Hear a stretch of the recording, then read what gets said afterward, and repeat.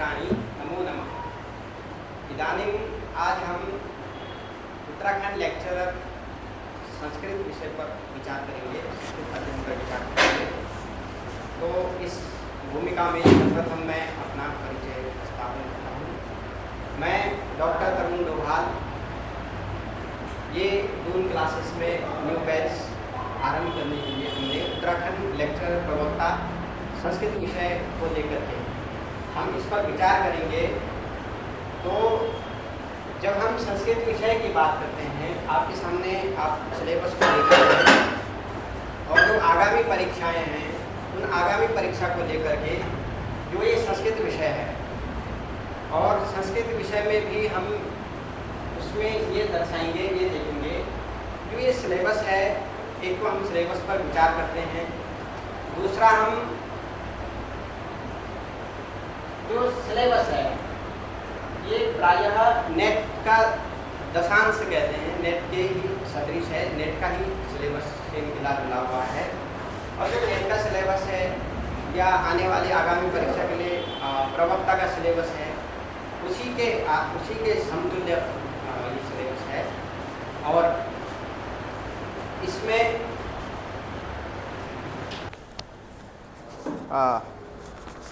Mic की समस्या, काचित समस्या वर्तते, तो आवाज़ स्पष्ट नहीं आ रही होगी, क्षमा चाहते हैं। अब माइक लग चुका है। और हाँ, तो हम सिलेबस पर डिस्कस कर रहे थे, सिलेबस पर विचार कर रहे थे।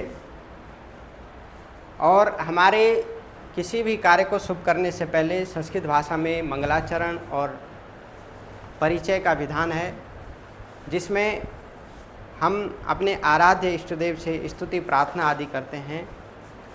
तो लीजिए, बैच को आरंभ करने से पहले हम संस्कृत भाषा के उस संस्कारों पर विचार करते हैं। संस्कृत भाषा के जो संस्कार हैं हमारे, उन पे उन विचारों को, वो हमारी प्राचीन परंपरा में जो हमारे अध्ययन प्रणाली में माँ सरस्वती और गुरु आदि का स्तवन है, प्रार्थना है, उन स्तवन प्रार्थना आदि को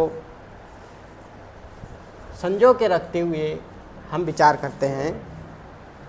ओम अखंडम सच्चिदानंदम अवांग मनस गोचरम आत्मानम अखिलाधारम आश्रये अभीष्ट सिद्धये गुरुर्ब्रह्मा गुरुर्विष्णु गुरुर्देव महेश्वरा गुरुर्साक्षात् परब्रह्मा तस्मै श्री गुरवे नमः। सरस्वती महाभागे वरदे कामरूपिणी विश्वरूप विशालाक्षी विद्यां देवी नमोस्तुते। ये हमारी भारतीय परंपरा का एक प्रणाली है, जिसको हम संजो के रखते हैं, जिसको मंगलाचरण करते हैं, मंगल आचरण करते हैं। हम किसी भी कार्य से पहले हम देवी देवताओं की स्तवन करते हैं, मंगलाचरण करते हैं।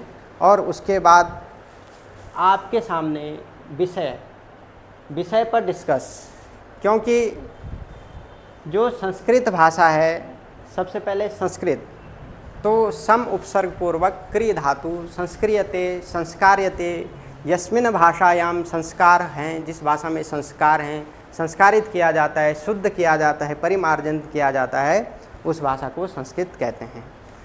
अब संस्कृत भाषा में लेक्चरर विषय को लेकर के हम एक बार सिलेबस को देखते हैं।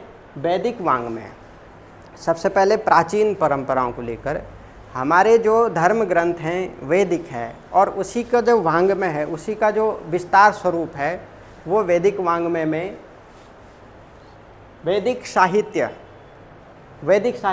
एक टॉपिक है। और इस टॉपिक के बाद इसमें वैदिक साहित्य का इतिहास, वेद प्राचीन में किस प्रकार से ऋग्वेद, यजुर्वेद, सामवेद, अथर्ववेद, उनकी संहिताएं, उनके फिर आरण्यक ग्रंथ, उनके फिर उपनिषद आदि ग्रंथ, इन पर विचार होता है। इसी साहित्य को हम विस्तार करते हैं, तो ज़्यादातर साहित्य की बात होती है। और अग्रिम क्लास में हम साहित्य किसे कहते हैं, साहित्य का विवेचन करेंगे और साहित्य के बारे में उस पर विचार करेंगे। तो साहित्य शब्द को लेकर के हम वैदिक वाङ्मय कर विचार करते हैं तो वैदिक साहित्य का इतिहास सबसे पहले विस्तार है। अब जो वेद है, वैदिक जो कालीन सत्ता है, उसका जो समय पीरियड है, समय काल है, वो वैदिक काल निर्धारण के विषय में विभिन्न सिद्धांत, अब अन्य अन्य विद्वानों ने, अन्य अन्य ज्ञाताओं ने अपने अपने सिद्धांत की स्थापना की है, अब अपने तरीके से उस टाइम पीरियड को कहा है, क्योंकि अपौरुषीय कहा है वेद को, वेद अपौरुषीय है, वेद प्राचीन से भी अति प्राचीन है, क्योंकि एक सूक्त भी आता है कि इदम न ममः ऋषिभ्य पूर्वजेभ्य, ये मेरा नहीं है, ऋषियों का है, और ऋषियों के भी ऋषि पूर्व ऋषि, तो पूर्व ऋषियों पर यहाँ पे पूर्वकालीन परंपराओं को लेकर के ऋषिभ्य पूर्वजेभ्य। तो वैदिक काल निर्धारण में विभिन्न सिद्धांत, तो सिद्धांतों में हमने पाश्चात्य सिद्धांत को लिया है, अन्य भारत में अन्य परंपरा को, अन्य पाश्चात्य विद्वानों को देखा है, तो जिसमें मैक्स मूलर का समय, मैक्स मूलर ने वेद पर बहुत रिसर्च की और उसके बाद उन्होंने टाइम निकाला, 1000 से 500 बताया, 500 से 2500 के बताया, फिर 2500 से 4500 के बीच में भी समय पीरियड को विभाजित किया गया है। तो सबसे पहले मैक्स मूलर ने विचार दिया। अब मैक्स मूलर के विचार के बाद ए वेबर ने भी अपना मत प्रस्तुत किया, अपने सिद्धांत रखे, अपना समय पीरियड बताया, और मैक्स मूलर के बाद ए वेबर और जैकोबी के बाद बाल गंगाधर तिलक हमारे भारतीय विद्वान हुए। बाल गंगाधर तिलक का मत भी आता है, जिन्होंने चार प्रकार से विभाजित किया, नक्षत्र, ग्रह, गुण, इन नक्षत्रों पर विचार दिया है अपना। और बाल गंगाधर तिलक ने, फिर उसके बाद एम विंटरनिट्स भी पाश्चात्य विद्वान हैं, तकरीबन ये बहुत पुरानी समय का पीरियड लेकर के इन्होंने स्थापन किया, अपना मत प्रस्तुत किया, जो कि करीब 500 से और 1000, 1500, उसके बाद 2500, उसके बाद फिर 3000, फिर 4500, ये प्राचीन समय को निर्धारित किया। और अंतिम में जो भारतीय परंपरागत विचार हैं, भारतीय परंपरागत विचार में हमारे ऋषि मुनियों ने जो वेद दर्शन में बताया है, वैदिक वाङ्मय में जो बताया है, वैदिक साहित्य में बताया है, उस समय को स्थापित किया है। तो उसमें परंपरागत विचार आए ऋषि मुनियों के। जो ऋषि मुनि हुए, उन्होंने कहा अपौरुषेयम वेद, वेद अपौरुषीय है, वेद शब्द पर ही उन्होंने विचार प्रस्तुत किया है। पुनः उसके बाद प्राचीन परंपरागत विचारों के बाद हम देखते हैं वेदांग। अब वेदांगों का जो परिचय है, वेदस्यांग, वेद अंग उपकारक ग्रंथा, जो वेदों के उपकारक ग्रंथ हैं, जो वेदांग हैं, हमारे वेदों के जो अंग हैं, उन उपकारक ग्रंथों के, उन उपकारक अंगों पर थोड़ा सा विचार आगे बढ़ता है। तो फिर वेदांग का परिचय आया। वेदों के अंग क्या हैं? षडांगम, जो 6 अंग हैं। वेद का एक स्वरूप निखारा, स्वरूप में बांधा उन वेदों को, और उसके लिए एक स्वरूप बताया कि कैसे हम वेद की रक्षा करें, कैसे हम वेदों को संजो के रखें, उस पर विचार आया। तो वेदांगों का सामान्य संक्षिप्त परिचय हमको पढ़ना है। उसमें सबसे प्राचीन, सबसे पहले आता है शिक्षा ग्रंथ, शिक्षा, कल्प, व्याकरण, निरुक्त, छंद, ज्योतिष।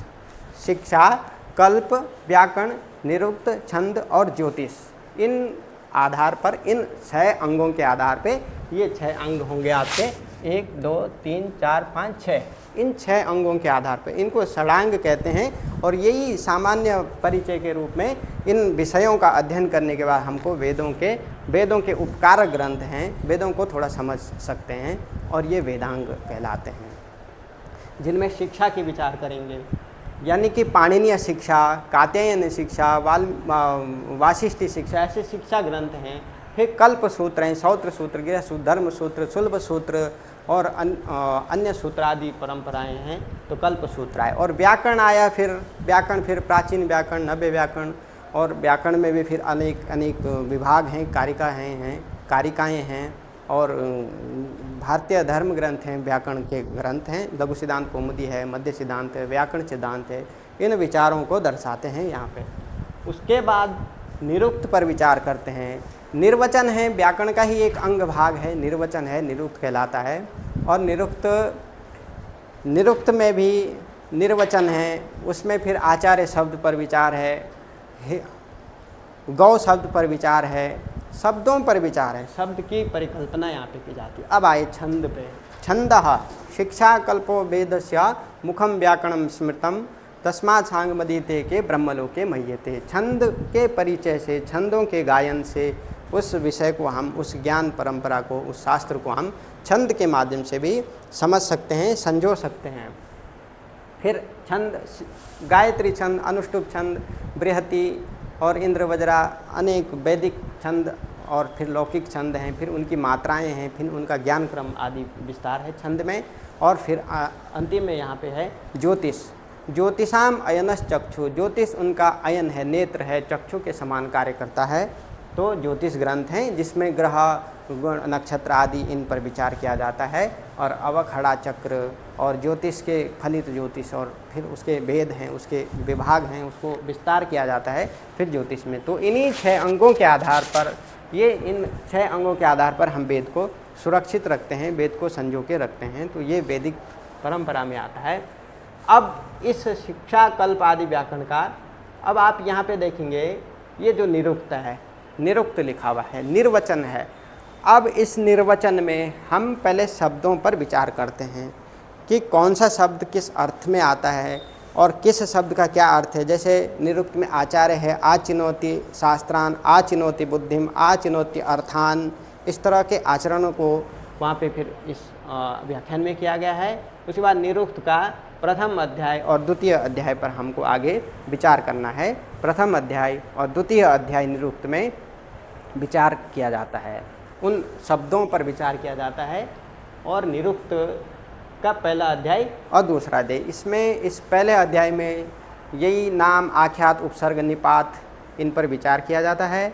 और शब्दों पर करीबन 17 शब्द हैं हमारे पास। 17 शब्दों पर, जैसे आचार्य है, गौ शब्द है, प्रवीण शब्द है, इन शब्दों पर विचार किया जाता है कि इसका अर्थ क्या है और वो किस अर्थ पर। जायते, अस्ति, विपरिणमते, वर्धते, अपक्षीयते, विनश्यति, इनको विस्तार किया जाता है फिर आगे। और फिर इसी परंपरा को आगे बढ़ाते हुए अब उसके बाद ये आ गए, हाँ, ये क्रिया के 6 रूप। षड्विध भाव विकाराः, जो क्रियाएं हैं वो 6 प्रकार की है।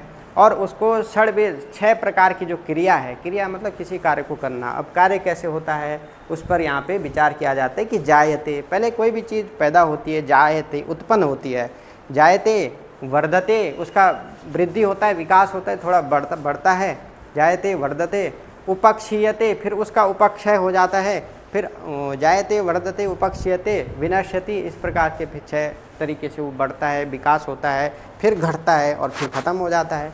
तो इस प्रकार से षड्विध भाव विकारों को उसमें दर्शाया गया है निरुक्त में।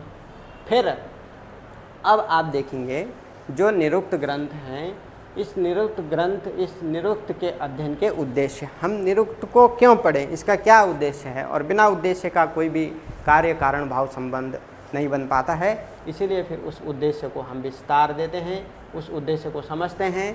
और अब आए हम उसी विषय को लेकर के, कौन सा है, निर्वचन के सिद्धांत। जो निर्वचन हैं, जो आचार्यों के वचन हैं, औदुम्बरायणः, शब्दम नित्यम, इस तमाम शब्दों पर विचार किया जाता है। उन निर्वचन, उनकी जो वचन की जो आख्या है, उन आख्याओं को समझाते हैं।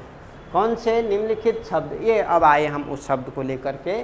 जैसे आचार्य शब्द है, आचिनोति बुद्धिम, आचिनोति अर्थान, इस तरह से इस पर विचार किया जाता है, इनके सिद्धांतों पर निर्वचन किया जाता है। गौ शब्द पर विचार किया जाता है। वृत्त शब्द है, वृतम वृणोते, ऐसे करके फिर इस वृत्त शब्द पर विचार किया जाता है। फिर आदित्य शब्द है, आदत्य रसान, आदत्यम भासते, भाषित होता है, इस प्रकार से। वाक, वाक तीति वचन तीति वकः, वाक तीति वाक, ऐसे करके फिर इसमें विचार है। फिर नदना इमाः नदी भवन्ति, ऐसे करके फिर नदी का है, फिर पुत्र का है, फिर अश्व का है, अग्नि का है, जात वेदस है, वैश्वानर है और निघंटु है। निर्वचन निघंटु इसी ग्रंथ का शब्द, जैसे डिक्शनरी है, निघंटु इस तरह से काम करता है, शब्दों की डिक्शनरी को निघंटु, और उस पर निर्वचन निरुक्त प्रक्रिया बताई जाती है। इस विभाग में। तो ये करीब आप देखेंगे 1 2 3 4 5 6 7 8 9 10 11 12 हमारे पास 12 शब्द हैं। और जब आप नेट की परीक्षा में देखोगे, आगे बड़े स्तर पे देखोगे तो लगभग 17 शब्द होंगे और उसके बाद और भी बहुत सारे विस्तार को प्राप्त होते हैं। तो हमको शब्द की प्रक्रिया यहाँ तक समझना है इस भाव विकार में। अब आए हम, अब आप विचार करेंगे, अब हम विचार करते हैं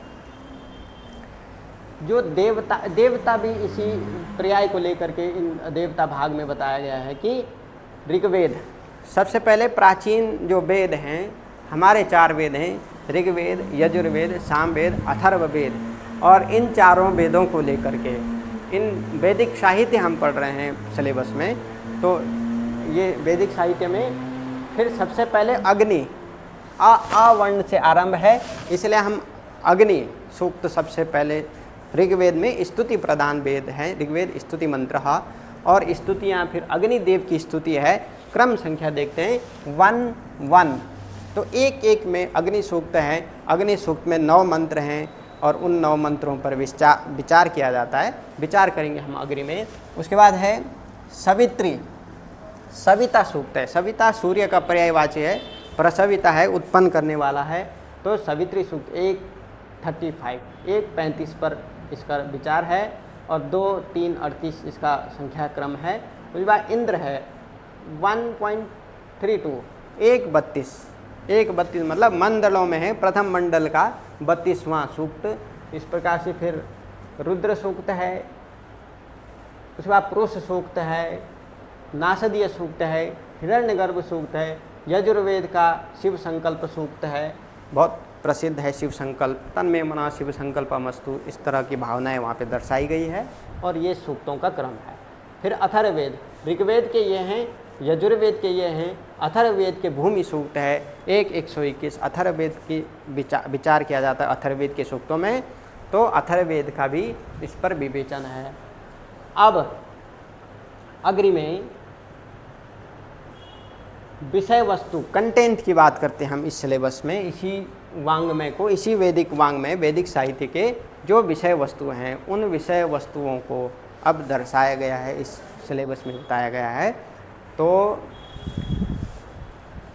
सबसे पहले विषय वस्तु इन वेदों में क्या है, इन उपनिषदों में क्या है, इन ब्राह्मणों में क्या है, इन आरण्य ग्रंथों में क्या क्या हैं, कौन कौन से तथ्य हैं, कौन कौन से विषय वस्तु हैं, इस पर विवेचन विस्तार से किया जाता है। इसको हम समझते हैं। तो सबसे पहले संहिता, संहिता ब्राह्मण ग्रंथ, आरण्यक, उपनिषद और वैदिक व्याख्या। तो संहिता में सामान्य परिचय, संहिता यानी कि जो मंत्र की प्रक्रिया है, मंत्रों की प्रक्रिया संहिता हुई। तो उस संहिता पर विस्तार है, उस संहिता को हम पढ़ते हैं इस भाग में। और उसके बाद इस विषय में हम संस्कृत विषय को पढ़ रहे हैं। संस्कृत के साथ साथ हिंदी का भी अध्ययन हो, संस्कृत के साथ साथ हम हिंदी को भी बोलें, संस्कृत को भी बोलें, इस मिक्सअप को लेकर के हम इस कक्षा में विस्तार करेंगे। तो आप जो चीज़ नहीं आएगी उस पर थोड़ा सा ध्यान देंगे, और जो आता है उसको योगक्षेम वो बना रहे, ऐसी विवेचना होती है। तो मध्ये मध्ये संस्कृत भाषायाम् अपि वार्ता भविष्यति, संस्कृत भाषायाम् अपि चर्चाः कुर्मः, तर्हि भाषस्य बोधः जायते, तर्हि भाषस्य अवगमनं वर्धते, भाषस्य विस्ताराः भवन्ति एवं मन्ये विचाराः। मेरा ये विचार है कि हम संस्कृत और हिंदी दोनों विषयों पर विचार करेंगे, दोनों विषयों का अध्ययन करेंगे। तो यतो ही संस्कृत भाषायाम् अवगमनं, संस्कृत भाषायां विचाराः वयं कुर्मः, संस्कृत माध्यमेन वयं पठिष्यामः, संस्कृत माध्यमेन वयं चर्चां करिष्यामः, तर्हि संस्कृतस्य वृद्धिः भवति, तर्हि संस्कृत भाषायाः अवगमनं भवति। तो हम विचार कर रहे थे संहिता, संहिता का सामान्य परिचय, ऋग्वेद की संहिता, यजुर्वेद की संहिता, अथर्ववेद की संहिता, सामवेद की संहिता। तो संहिता पर विचार, संहिता संधीयते प्रजया पशुभिः ब्रह्मवर्चसेन नाध्या, ऐसे संहिता का परासन्निकर्ष संहिता किसे कहते हैं। तो संहिता मतलब वर्णानाम अति संहिता, वर्णों की संहिता। इसलिए जो जो सूक्त हैं, जो जो मंत्र हैं, उन मंत्र भाग को, वैदिक भाग को, उनको संहिता कहा। ठीक, इनका सामान्य परिचय, शुक्ल यजुर्वेद की संहिता, ऋग्वेद की संहिता, अथर्ववेद की संहिता, इस पर विचार किया जाता है संहिता भाग में। और उसके बाद ब्राह्मण ग्रंथ हैं, उसी वेद का, ऋग्वेद का ब्राह्मण, ऋग्वेद की संहिता, उसी का जो रूप प्रतिरूप बदलता गया, इस भाग में हम अध्ययन करेंगे ब्राह्मण सामान्य परिचय, ब्राह्मण ग्रंथों का सामान्य परिचय, ऐत्रेय ब्राह्मण, तैत्रेय ब्राह्मण, मांडुक्य ब्राह्मण, ऐसे करके मांडुक्य कारिका, फिर ऐसे भाग हैं आगे, सामान्य परिचय उनका पढ़ते हैं। ब्राह्मण ग्रंथों का सामान्य परिचय पढ़ते हैं हम इस विषय में। और उसके बाद आरण्य ग्रंथ, आरण्यक ग्रंथ में अरण्यम अधीते, जो जंगलों में जिसका अध्ययन होता है, या जो चिंतन मनन गहन विचार एकांत की आवश्यकता जिस विषय में पड़ती है, उन ग्रंथों को आरण्य कहते हैं। अरण्य के भाग हैं, वही मंत्र भाग के फिर ब्राह्मण भाग के फिर अरण्य भाग, थोड़ा बच के, जैसे ब्राह्मण ग्रंथों में उसके शब्द की व्याख्या है, उस शब्द को विस्तार किया जाता है। अरण्यक ग्रंथ में जो शब्द हैं उन पर मनन किया जाता है, उन पर चिंतन किया जाता है। ब्रह्म एक शब्द है, ब्रह्म शब्द को हम एकांत में जा कर के उसका अनुभव करते हैं, उसका श्रवण करते हैं, तो ब्रह्म शब्द पर ऐसे आरण्य ग्रंथ में इस तरह के विवेचन हैं, आत्मा परमात्मा जीव आदि। और जैसे अग्निमिले पुरोहितम, ये मंत्र भाग है, तो अग्निमिले पुरोहितम यज्ञ से देव में स्थित होता। अब अग्नि शब्द आया, अग्नि शब्द को फिर ब्राह्मण ग्रंथ में अग्नि को अग्रणीर भवती, अग्रणीर नेता, अग्नम अन्नवापः, अग्नि सब कुछ अग्नि पर विचार है। फिर अग्नि जो शब्द है उसकी डिक्शनरी, उसकी व्याख्या, उस पर विचार अग्नि शब्द पर या शब्दों पर उसको यहाँ पे रखा है। उसके बाद फिर आरण्य ग्रंथों में क्या होता है कि अरण्य में जाकर के चिंतन मनन किया जाता है कि अग्नि है क्या, प्रकाश है, या किस चीज़ का द्योतक है, उस पर वहाँ पे विचार किया जाता है अग्नि में। अब इसके बाद संहिता, ब्राह्मण, आरण्य ग्रंथ और उपनिषद, ये महत्वपूर्ण हैं। उपनिषद हैं, हमें इस विषय में उपनिषदों का भी यहाँ से थोड़ा क्रम, यहाँ से हमारा अध्ययन परंपरा, अध्ययन प्रणाली थोड़ा सा, क्योंकि हम ऊपर से नीचे की ओर आ रहे हैं और इधर ज्ञान हमारा नीचे से ऊपर की ओर वृद्धि को प्राप्त करता है। तो ये एक मेजर पॉइंट है, ये एक ऐसा पॉइंट है जहाँ पे हम हर चीज़ को सुव्यवस्थित, बड़ा अच्छा रोचक विषय है यहाँ पे। तो उपनिषदों में क्या है, कौन कौन से उपनिषद का अध्ययन करना होगा? ईशावास्य उपनिषद, केन उपनिषद, कठ उपनिषद, तैत्रीय उपनिषद, बृहदारण्यक उपनिषद, ये 1 2 3 4 5, 1 2 3 4 5, इन 5 उपनिषदों का अध्ययन करना होगा विषय में।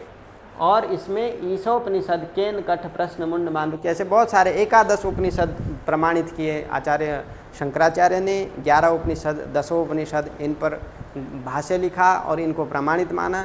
और उपनिषदों की संख्या बहुत अधिक हैं, 108 भी हैं, 218 भी हैं और 236 भी हैं। बहुत सारे उपनिषदों की संख्या बढ़ती जाती है। जो प्राप्त हैं उनमें केवल प्रामाणिक 10 उपनिषद हैं। और हमें इस परीक्षा में केवल 1 2 3 4 5 6 ही उपनिषद पढ़ने हैं, जो कि हमारे MA की परीक्षा में भी हमने पढ़े, MA में पढ़े और BA में भी हम देखते ही हैं। तो ईशोपनिषद केवल 18 मंत्र हैं। ईशावास्य उपनिषद सबसे पहला ईश है, ईश्वर का उपनिषद, ईश्वरों से लेकर के यहाँ ईशावास्यमिदं सर्वम यत्किंच जगत्याम जगत, इस पर 18 मंत्रों में व्याख्या है, बहुत विस्तार व्याख्या है। तो ईशोपनिषद को अध्ययन करते हैं।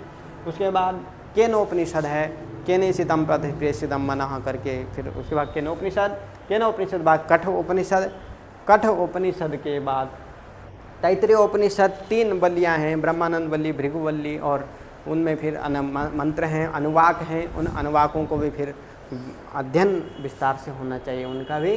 तो फिर तैत्रीय उपनिषद और बृहदारण्यक उपनिषद 6 भाग में हैं, 6 ब्राह्मणों में हैं और बहुत विस्तार का ग्रंथ है। तो फिर ये 6 उपनिषद हमको इस परीक्षा के लिए हमें ये अध्ययन करना होगा। अब इसके बाद ये अध्ययन प्रणाली के बाद हमें वैदिक व्याख्या पद्धति, अब जो वेद है उन वेद की जो व्याख्या अन्य आचार्यों ने किया, किसी ने कुछ वेद की व्याख्या बताई, किसी ने वेद शब्द का कुछ अर्थ बताया, किसी ने वेदों को किसी अन्य दृष्टिकोण दिया। उन दृष्टिकोण की उनकी व्याख्या पर हमने सबसे पहले प्राचीन व्याख्या और फिर अर्वाचीन व्याख्या, जो प्राचीन ऋषि मुनियों ने जो व्याख्यान बताए उन पर विचार हुआ। उसके बाद जो आजकल के ऋषि मुनियों ने जो व्याख्यान दिए उन पर हम व्याख्या विचार को पढ़ेंगे, सामान्य नॉलेज है। फिर वैदिक एवं लौकिक संस्कृत में अंतर। अब यहाँ से संस्कृत के दो भाग बताए इन्होंने कि एक वैदिक संस्कृत है और एक लौकिक संस्कृत है। वैदिक संस्कृत में क्या है और लौकिक संस्कृत में किस किस विषयों को अध्ययन करना अनिवार्य है, और इस पर वैदिक और लौकिक ये वांग में अब इसका बृहद आकार यहाँ से बनता है। अब आए बड़ा ही रोचक विषय हमारे सामने प्रस्तुत होता है इस परीक्षा प्रणाली में। इसमें अब हम विचार करेंगे भारतीय दर्शन का। अब हमने वैदिक वांग्मय को पढ़ा, वैदिक साहित्यों को समझा, वैदिक साहित्य का सामान्य परिचय हमको इस विषय में, इन विषयों में अध्ययन करना है। इसके बाद हम थोड़ा सा दर्शन की ओर गए। दर्शन में दर्शन क्या, देखना, किसी विषय को, पदार्थ को या किसी भी सत्ता को समझना, और वो दर्शन के फिर हमारे प्राचीन परंपरा से लेकर के आधुनिक परंपरा तक आज जो है तमाम बहुत सारे विस्तार को प्राप्त हैं। अब उसमें हमें सबसे पहले ईश्वर कृष्ण की सांख्य कारिका, इसमें 72 कारिकाएँ हैं, 70-72 कारिकाएँ हैं। सांख्य कारिका को अध्ययन करना है। सांख्य कारिका में सांख्य दर्शन सबसे प्राचीन बताया गया है, फिर उस पर विचार किया गया है, उसको पढ़ना है। उसमें भी सांख्य कारिका में भी, सांख्य दर्शन में भी सत्कार्यवाद, पुरुष स्वरूप, प्रकृति स्वरूप, सृष्टि का क्रम, प्रत्यय सर्ग एवं कैवल्य, इन विषयों पर विचार किया जाता है। तो सांख्य दर्शन में, सांख्य कारिकावली में हमें इन 1, 2, 3, 4, 5, 6, केवल 6, केवल उसका षडांश 6 अंश है % पढ़ना है। केवल 6 टॉपिक क्लियर करने होंगे हमको इस विषय में। और इसमें पुरुष का सत्कार्यवाद, पहले जो कार्य है वो सत से असद करणाद उपादान ग्रहणात् सर्वसंभवाभाव सक्त से शक्य करणात् कारण भावाच्च सत्कार्यम, ऐसे वहाँ पे कारिका दर्शाई है। उस कारिका का विस्तार से अध्ययन करना है। करीबन 11वीं कारिका है, या तो इधर 10वीं 12वीं ऐसा कुछ, वहाँ पे 11वीं कारिका, तो उस पर विचार किया गया है। 8, 9, 10 इधर इसका विवेचन है। तो सत्कार्यवाद सबसे पहले पढ़ना है, यानी कि सत से सद जायते, सद से असद जायते। ऐसे किसी ने कहा कि सत से सत पदार्थ होता है, किसी ने सत से असत पदार्थ, लेकिन सत से सत जाता है। जैसे तिल से तेल आता है, ना कि बालू से तेल आएगा, या जो जैसा पदार्थ है उससे वही पदार्थ की संभूति होती है, उसका प्राप्त वही होता है हमें। तो इसलिए सत से सत जायते, तो तत् जायते, सत्कार्यवाद को हमको इस विषय में अध्ययन करना है, सत्कार्यवाद। अब पुरुष का स्वरूप है, वहाँ पे 2 प्रकार से सांख्य दर्शन में बताया गया है। ईश्वर कृष्ण की सांख्य कारिका में एक पुरुष है और एक प्रकृति है, दोनों को मिलाने से संसर्ग सृष्टि प्रक्रिया का वहाँ विवेचन है। तो पुरुष और प्रकृति का स्वरूप ये आ गया है।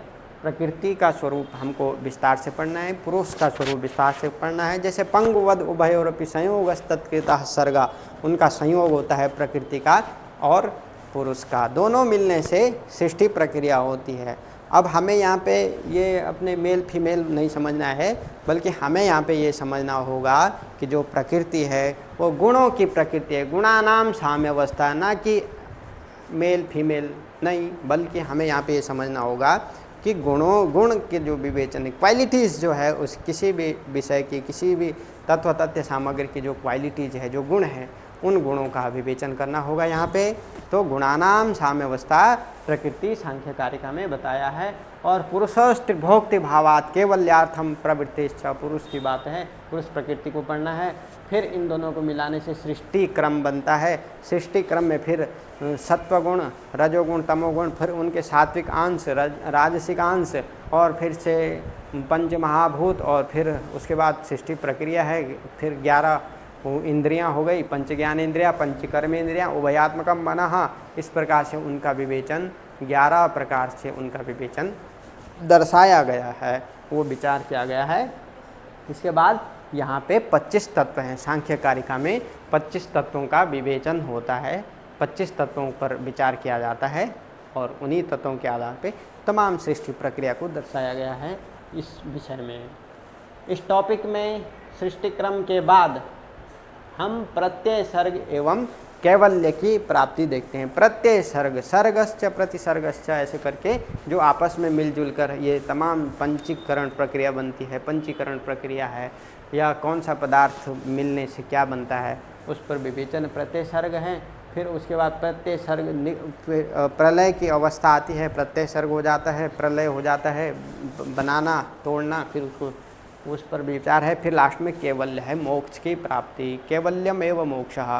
फिर मोक्ष, क्योंकि दर्शन में सभी चीज़ों को आप अपने आधार पे सभी दार्शनिकों ने दर्शाया, लेकिन मोक्ष को सभी ने स्वीकार किया और मोक्ष से ही इसकी सत्ता स्वीकार होती है। तो कैवल्य यहाँ पे इन्होंने उस मोक्ष शब्द को केवल कहा, केवल एकमेव प्रमाणम, केवलम एवं एवं मोक्ष आधार को ही समझाया है। ये है सांख्य कारिका ईश्वर कृष्ण की। सांख्य दर्शन जो कहते हैं, संख्या यानी कि 25 जो संख्या कोड है उस 25 विषय पर इन्होंने 25 तत्वों को समझाया सांख्य कारिका में।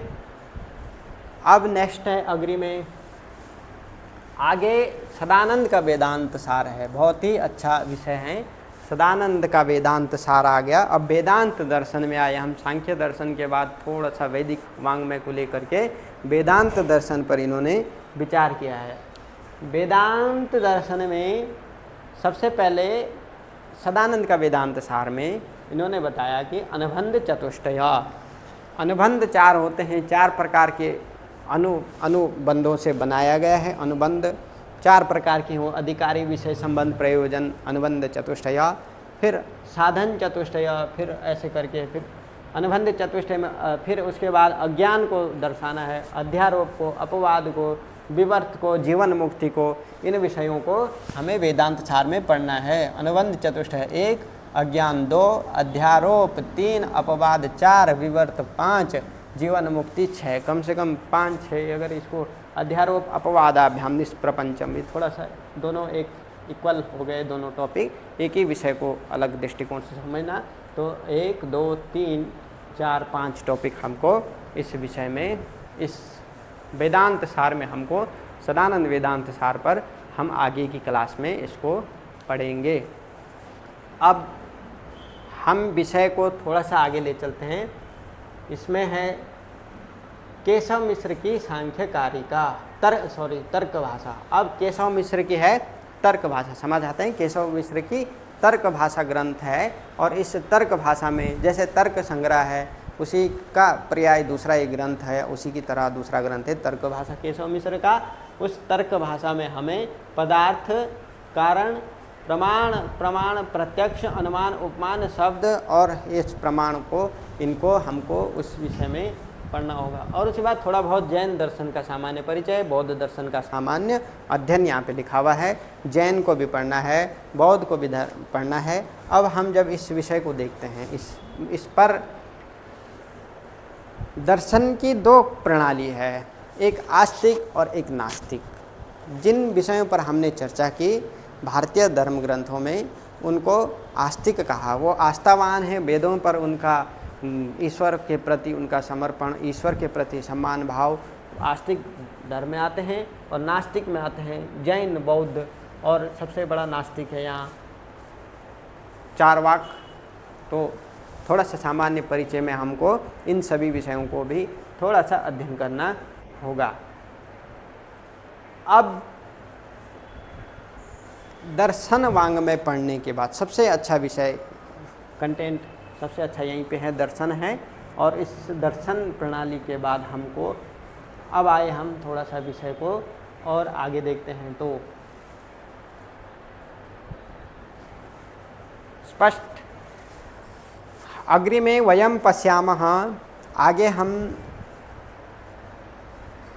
दर्शन के बाद अब हम थोड़ा वैदिक साहित्य से लौकिक साहित्य की ओर आए, थोड़ा नीचे की ओर आए। नीचे हमने देखा, इस स्लाइड में नीचे हमने क्या देखा सबसे पहले हमें व्याकरण का अध्ययन करना है। स्पष्ट व्याकरण के अध्ययन में हमें परिभाषा, व्याकरण लघु सिद्धांत कौमुदी के आधार पर ही होगा और लघु सिद्धांत में सबसे पहले परिभाषा दी गई है। किसकी परिभाषा? कौन कौन सी संहिताएं, कौन सी संहिता गुण, वृद्धि, प्रातिपदिक, नदी, घी, उपदा, अप्रयुक्त, गति, पद, विभाषा, सर्वनाम संज्ञा, टी संज्ञा, प्रक्रिया, सर्वनाम स्थान और निष्ठा, ये शब्द संज्ञा शब्द हैं। इनमें नाम आदि किस सूत्र से कौन सी संज्ञा बनती है, इस पर लघु सिद्धांत कौमुदी में वरदराजाचार्य जी द्वारा जो लघु सिद्धांत कौमुदी हैं, भट्टोजी दीक्षित मध्य सिद्धांत हैं और अन्य ग्रंथों पर आधार पर जो है हमें लघु सिद्धांत कौमुदी पे आधार पर हमको ये इन शब्दों के, ये संज्ञा शब्द हैं, इन शब्दों का संज्ञा सूत्र कहलाते हैं। अचो अंत्यादि टी संज्ञा है ना, परसनिकर्ष संहिता संज्ञा, अदेंग गुण आद गुण संज्ञा, वृद्धिरादय च वृद्धि संज्ञा, ऐसा इन सूत्रों के द्वारा इन सब के सूत्रों के द्वारा इनकी संज्ञाओं का नाम, टाइटल पता चलता है। इस विषय में हम ये सब अध्ययन करेंगे अग्रिम क्लास में। और उसके बाद व्याकरण में शब्द रूप और धातु रूप, दो प्रकार के रूपों का वहाँ पे विवेचन होता है। व्याकरण में एक शब्द रूप होते हैं और एक धातु रूप होते हैं। शब्द रूप और धातु रूप को हम अध्ययन करते हैं तो हलंत, अजंत, हलंत, सर्वनाम और संख्यावाचक शब्द, ये शब्द पढ़ते हैं। जैसे राम शब्द रामः, रामो रामः, रामम रामो रामान, रामेणावभयम, या फिर नदी नदयः, या फिर फलम फले फलानी, ये सब तमाम हमको एक बार इसका रिवीजन करना है। सूत्र सह लघु सिद्धांत कौमुदी के आधार पर हमको इसको समझना होगा। वो अजंत हैं, हलंत हैं, सर्वनाम है और संख्यावाचक है। एकम द्वे त्रीणि या एका द्वे त्रीणि या एकह दो त्रयः, ऐसे करके इन सब विषयों को इनका अध्ययन करना है। ये भी 1 2 3 4 टॉपिक हैं। 4 टॉपिक सामान्य सपरिचय अध्ययन, इसको भी अवश्य। उसके बाद धातु रूप में, धातु 2 प्रकार की होती है, एक परस्मैपदी और एक आत्मनेपदी। तो परस्मैपदी धातु को भी फिर विचार करेंगे, आत्मनेपदी पर धातु विचार करेंगे और फिर धातु का तीसरा स्वरूप बनता है उभयपदी। दोनों जो परस्मय पद में भी प्रयोग होते हैं, आत्मनेय पद में भी होते हैं। और ये हम भुआदि, अदादि, जुहोत्यादि, दिवादि, स्वादि, तनादि, क्रयादि, चुरादि, विहोणीच आदि, इन सब इन 10 गणों में धातुओं को ले करके चयन करते हैं कि कौन सी धातु किस में है, परस्मैपदी है, आत्मनेपदी है, उस धातु पर विचार किया जाता है। फिर इस विषय में हम ये सब पढ़ते हैं। उसके बाद प्रत्यय, तो प्रत्यय की जब हम बात करेंगे तो प्रत्यय में हम ये देखेंगे कृदंत प्रत्यय और तद्धित प्रत्यय। कृत और तद्धित, इन 2 विषयों को लेकर के कृदंत प्रत्यय में भी विचार किया जाता है और तद्धित प्रत्यय में भी, ये भी हमको पढ़ना है प्रत्यय। अब उसके बाद कारक, कारक में लघु सिद्धांत कौमुदी के अनुसार हमको कारक तो पढ़ना ही है। लघु सिद्धांत कौमुदी में जो कारक हैं उस कारक भाग को पढ़ना है, कारक को भी पढ़ना है। कारक के बाद समास, लघु सिद्धांत कौमुदी के ही अनुसार स्पष्ट अध्ययन होना है समास का। और संधि, लघु सिद्धांत कौमुदी के अनुसार हम संधि का भी अध्ययन करेंगे। ये एक लघु सिद्धांत ग्रंथ हैं, उस लघु सिद्धांत ग्रंथ के कुछ एक भाग हैं, कुछ अंश हैं, उन अंशों का अध्ययन करना होगा इस विषय को लेकर के, परीक्षा को लेकर के।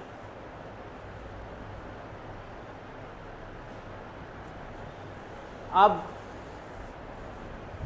संस्कृत एवं उत्तराखंड का आधुनिक संस्कृत साहित्य एवं काव्य शास्त्र। अब इसमें जो आधुनिक कवि हैं हमारे उत्तराखंड में, उनके जो ग्रंथ हैं उन ग्रंथों का भी अध्ययन करना होगा।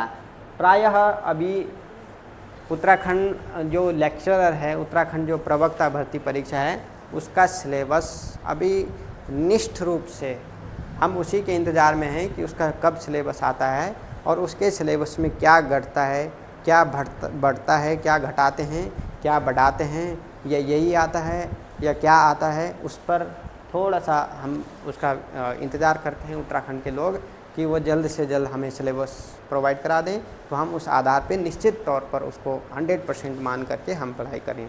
बल्कि अभी थोड़ा सा ये जो सिलेबस है, ये सिलेबस जो नेट का है और जो लेक्चरर का है, तो नेट के सिलेबस का आधा भाग हमको पढ़ना ही होता है, और तो इसी आधार पे जो है घट बढ़ सकता है, थोड़ा 1-2 टॉपिक बढ़ जाएँ, 1-2 टॉपिक घट जाएँ, या यहाँ पे क्योंकि कहीं कहीं उत्तराखंड संस्कृत एवं आधुनिक का जो साहित्य है, काव्य शास्त्र हैं, आधुनिक लेखक कुछ घट जाएँ, कुछ बढ़ जाएँ, या कुछ भी हो सकता है, तो अभी इस पर विचार बाद में होगा। लेकिन जो मेन पोर्शन भारतीय संस्कृत परंपरा का है, उसमें रघुवंश, मेघदूत, किरातार्जुनीय, शिशुपाल वध, नैषधीय चरितम, बुद्ध चरितम, इनका सामान्य परिचय, सामान्य जानकारियाँ, इसमें कितने श्लोक हैं, इसमें क्या घटनाक्रम है, इसमें कौन से छंद हैं, अलंकार हैं, क्या क्या इसमें सूक्तियाँ हैं, इस विषय को सामान्य से इस तरह का अध्ययन इसमें किया जाता है।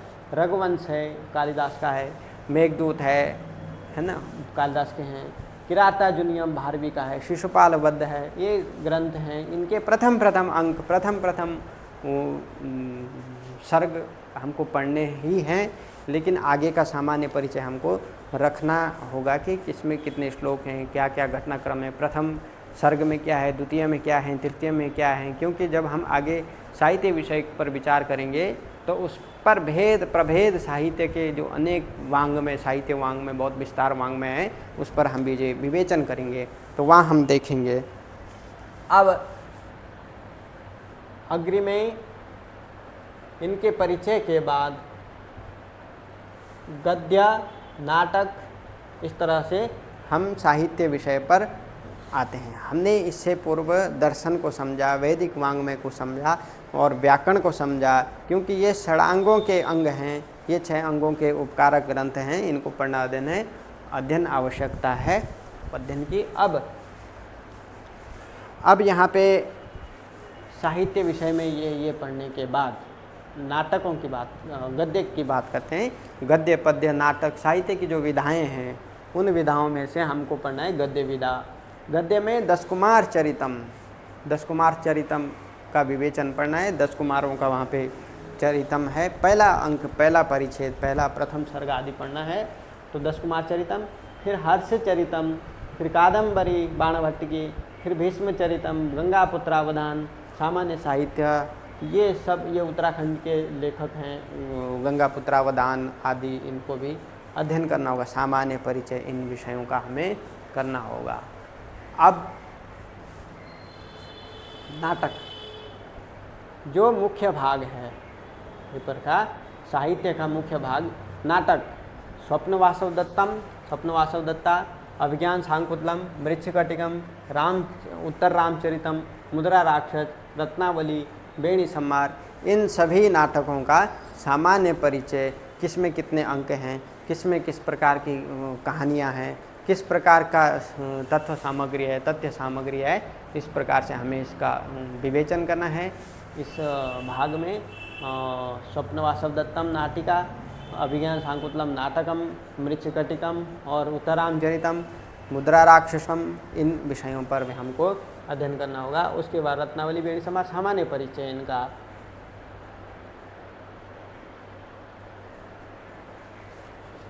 अब यहाँ से अब ये मुख्य विषय है, यहाँ पे सबसे मुख्य विषय।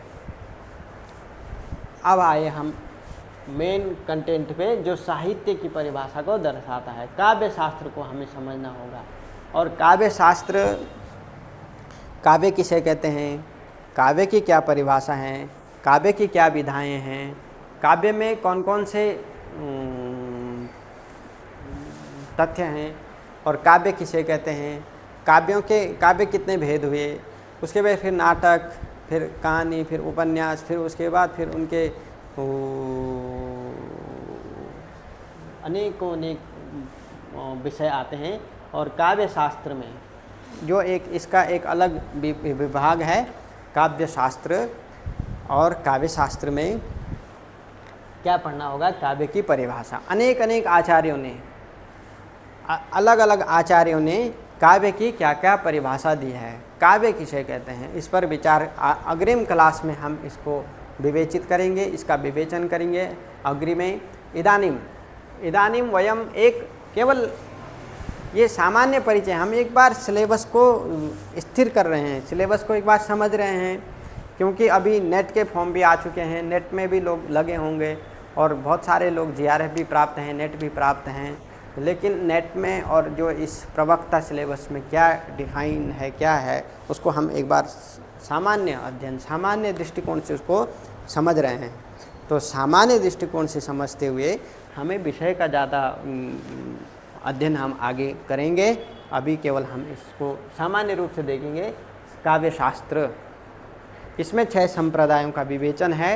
रस संप्रदाय है, अलंकार संप्रदाय है, रीति संप्रदाय है, औचित्य संप्रदाय है, और इससे 6 भेद इस प्रकार से अलग अलग दृष्टिकोण से आचार्यों ने अलग अलग संप्रदाय को बताया। और उसके बाद साहित्य दर्पण, सबसे पहले साहित्य दर्पण ये आधार ग्रंथ है, सारे विषयों को साथ में जोड़ करके सबसे अच्छा रसमय ग्रंथ है, सबसे अच्छा इस विषय में दिखाया गया है। और साहित्य दर्पण में आचार्य विश्वनाथ ने साहित्य दर्पण की जो साहित्य दर्पण में 10 परिच्छेद हैं, उन 10 परिच्छेदों में क्या क्या हैं, हमें केवल पहला, दूसरा, तीसरा और थोड़ा बहुत छठवां और 5वें का थोड़ा सामान्य जानकारी, नॉलेज लेना है। वो क्यों? क्योंकि उसमें क्या दर्शाया गया है कि काव्य की परिभाषा दी गई है साहित्य दर्पण के अनुसार, कि आचार्य विश्वनाथ ने काव्य की क्या परिभाषा दी, उन्होंने अन्य आचार्यों का क्या खंडन किया, उस पर विवेचन है। उसके बाद काव्य की अन्य परिभाषाओं का खंडन, ये अन्य आचार्यों का खंडन किया।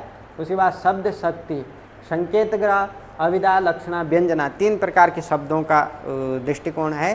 3 प्रकार के शब्द होते हैं साहित्य में, अभिधा, लक्षणा और व्यंजना।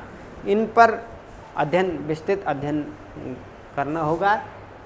और उसके बाद रस, ये रस के भेद स्थायी भावों सहित, ये संपूर्ण अध्ययन इनका करना होगा। रस के कितने भेद हैं? 9 रस हैं, और किन्हीं ने 11 माने, किन्हीं ने 10 माने, और लेकिन अमूमन प्रायः 9 रसों का ही विवेचन हमें प्राप्त होता है, इसको ही अध्ययन करना होगा। और उनके स्थायी भाव हैं, उनके देवता हैं, उनके रंग हैं, फिर उस को समझना होगा। उसके बाद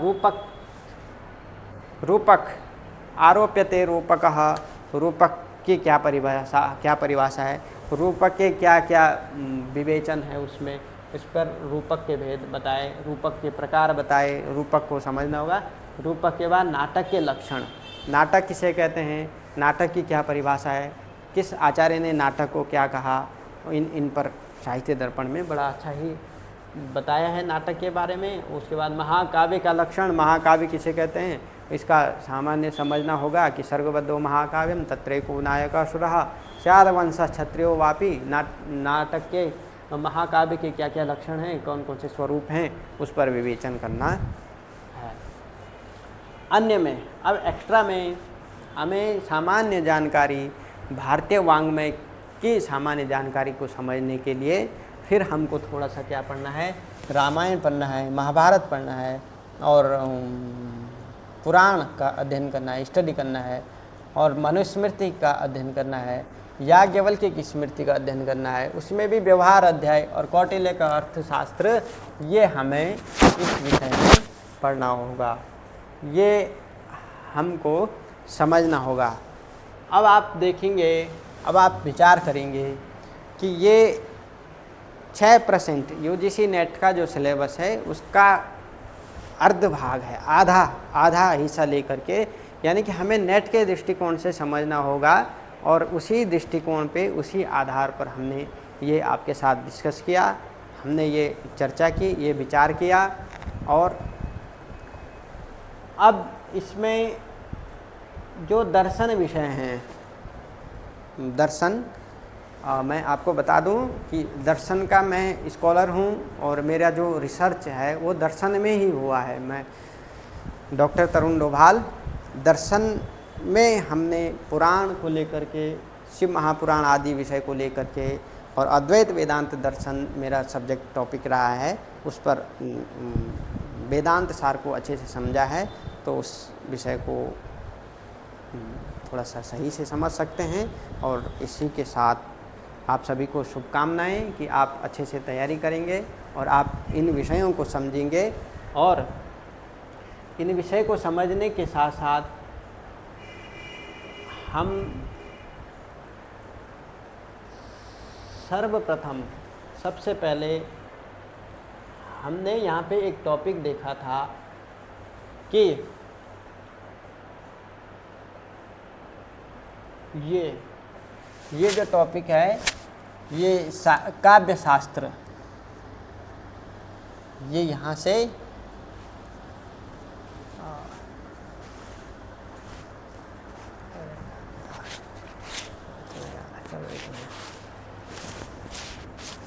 काव्य शास्त्र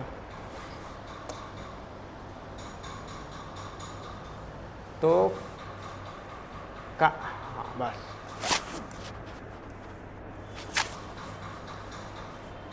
अब देखेंगे हम काव्य शास्त्र की हम बात कर रहे थे। काव्य शास्त्र छोड़ो,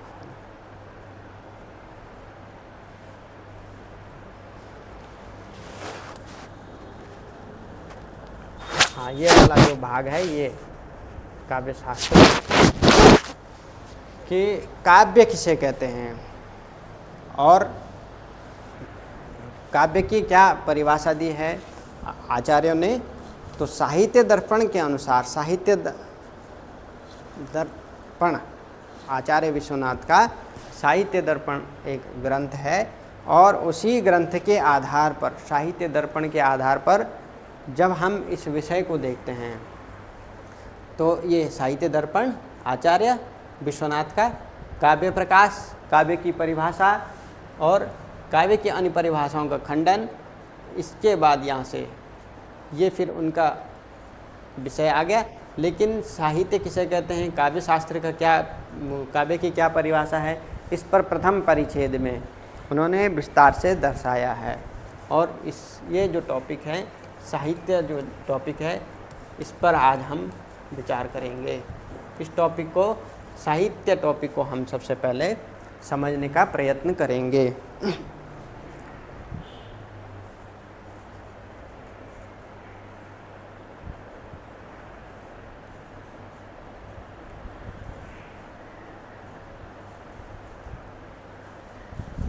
तो आइए आज की कक्षा में हम साहित्य दर्पण पर बात करेंगे, आचार्य विश्वनाथ के साहित्य दर्पण। और वेट करेंगे। हाँ बस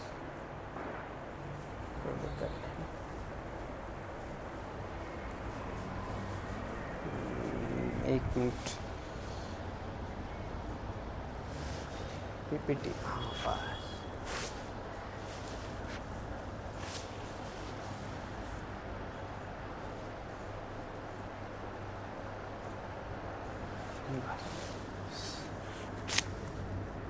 साहित्य। अब एक दर्पण ये है, साहित्य दर्पण। तो हम साहित्य शब्द पर विचार करते हैं। आज हम इस टॉपिक को अध्ययन करते हैं, इस टॉपिक का विचार करते हैं। तो सर्वप्रथम हम ये देखेंगे कि साहित्य कहते किसे हैं, साहित्य की क्या परिभाषा है, जिसको आप लिटरेचर कहते हैं। इस लिटरेचर में क्या परिभाषा है, इसको साहित्य की क्या विशेषता है, क्यों साहित्य जरूरी है। तो सबसे पहले हितेन सह, साहित्य है तो हित है। अनेक तरीके से देखते हैं, हितेन सह साहित्य। अब जब हितेन सह साहित्य की बात की है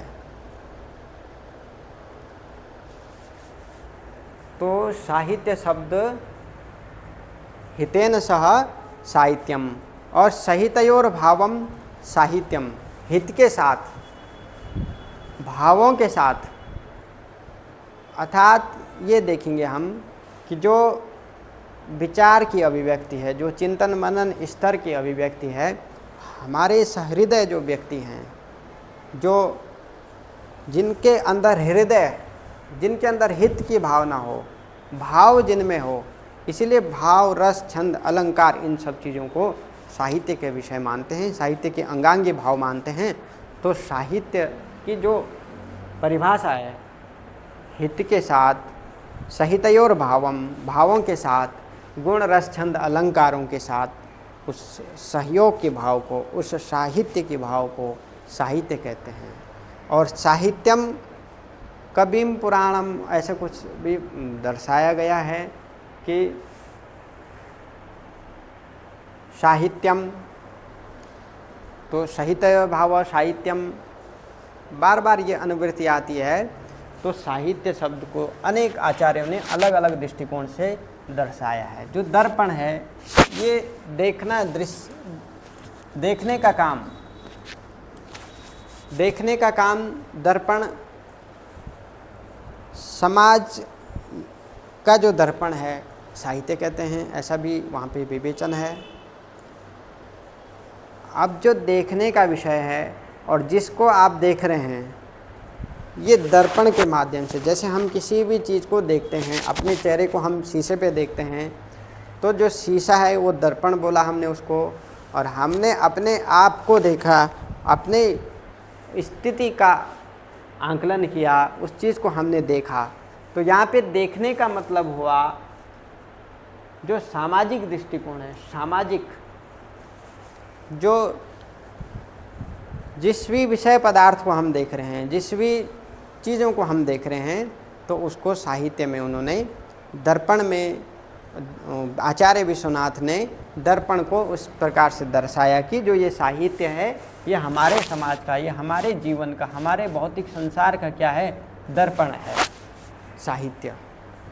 और आचार्य विश्वनाथ ने साहित्य दर्पण में 10 परिच्छेदों का विवेचन किया। उनमें मुख्य संप्रदाय हैं, अन्य संप्रदाय हैं, उन संप्रदाय आचार्यों का खंडन किया, उन आचार्यों के मतों का विस्थापन किया। और काव्य के मुख्य संप्रदाय, काव्य के जो मुख्य संप्रदाय हैं, उनका उन्होंने खंडन किया सबसे पहले प्रथम परिच्छेद में। और काव्य, किसी ने जो कहा था वहाँ काव्य की क्या परिभाषा है ना। अब आप देखेंगे काव्य, ठीक, काव्यम यशसे अर्थ कृत्य ऐसा कहा, या फिर कवे कार्यम, या कवि की जो कृति है, कवि की जो रचना है, वो काव्य कहलाता है। कवे है कर्म काव्यम, जो कवि का कर्म है। अब कवि का कर्म क्या हुआ, कवि का कर्म काव्य हुआ।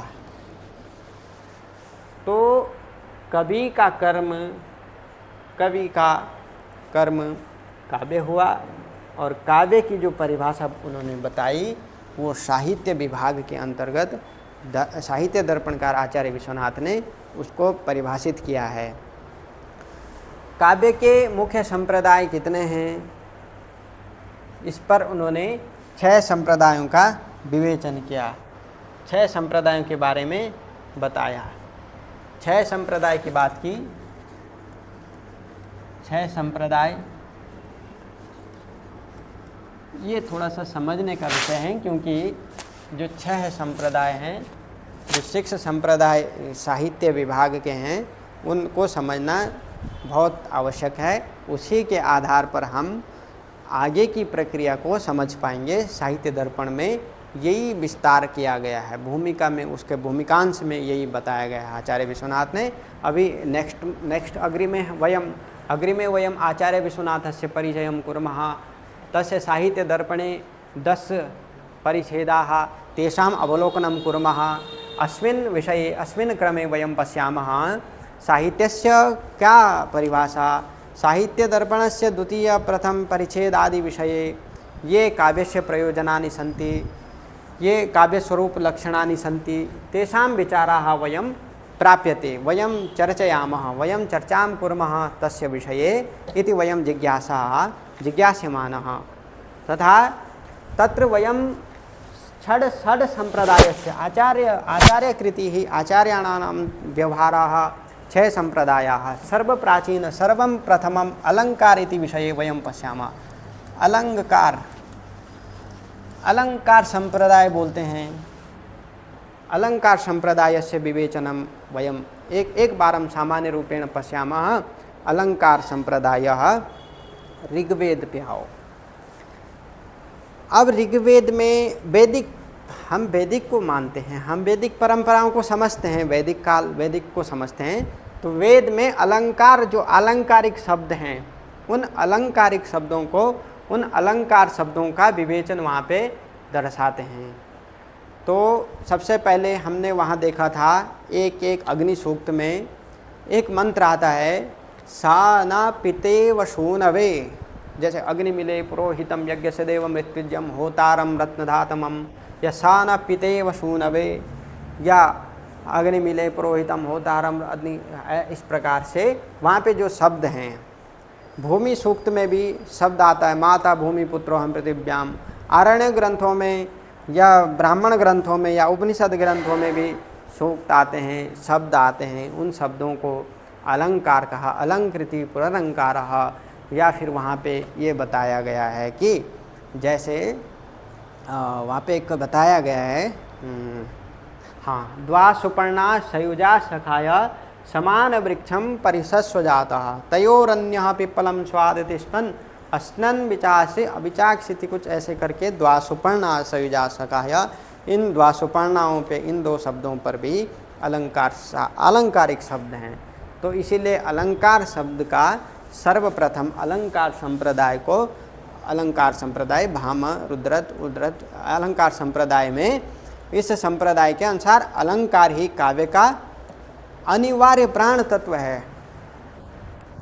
अलंकार क्या है? काव्य का प्राण है। अब हम एक थोड़ा सा दर्शन की तरफ जोड़ते हैं इसको, तो आत्मा परमात्मा की बात करते हैं, आत्म तत्व की बात करते हैं।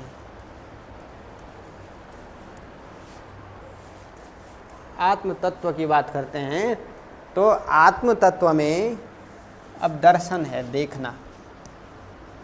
तो आत्म तत्व में हम क्या देखते हैं? प्राण को देखते हैं। प्राणेव आत्मा, प्राण की बात करते हैं। प्राणेव आत्मा, आत्मः आत्मनः परदारेषु, या आत्मनः प्राणेव, प्राण ही आत्मा है। तो प्राण तत्व को हमने देखा। और जो मैं हूँ, वो मेरे अंदर वायु है, वो प्राण है। जो सब कुछ स्थिर, जो सब कुछ चलायमान सत्य है, वो प्राण है। तो आत्म प्राण कहा। या जैसे शरीर, व्यक्ति के शरीर से प्राण निकल जाए, वायु निकल जाए, तो जय सिया राम बोल देंगे। तो अर्थात प्राण को हमने देखा, हमने दर्शन किसका किया? प्राण विषय को देखा। तो प्राण क्या है? आत्म तत्व का विषय है।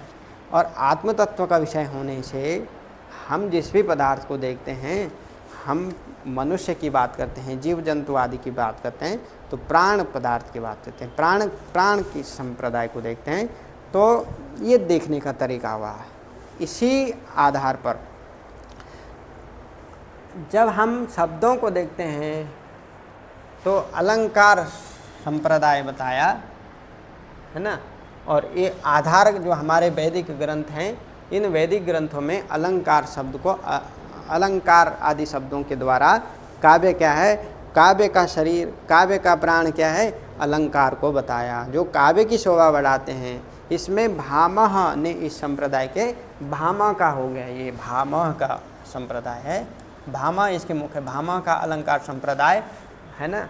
और भामा, आचार्य भामह ने इस संप्रदाय को, इसकी स्थापना की। इस संप्रदाय को अन्य पूर्व ग्रंथों के आधार पर इस शब्द को विवेचन किया है। ठीक।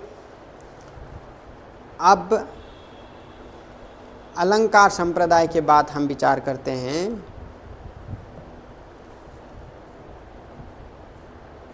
अलंकार संप्रदाय होने के बाद क्रम आगे पीछे घटता बढ़ता है, कोई उसमें कोई समस्या नहीं है। लेकिन उसके बाद हम ये देखेंगे कि हमने वैदिक काल में अलंकार संप्रदाय को समझा, उसके बाद ध्वनि संप्रदाय की बात करते हैं। सेकंड में हम विचार करेंगे ध्वनि संप्रदाय की। तो ध्वनि संप्रदाय अर्थात जो प्राण हैं वो तब प्रस्फुरित होंगे, वो शब्द के फिर ध्वनि उत्पन्न करेगा। प्राण की जो श्वास नली आदि है वो ध्वनि को प्रदान करेंगे। ध्वनि संप्रदाय की स्थापना की आनंदवर्धना ने। आनंदवर्धन इसके आचार्य हैं। आनंदवर्धन ने ध्वनि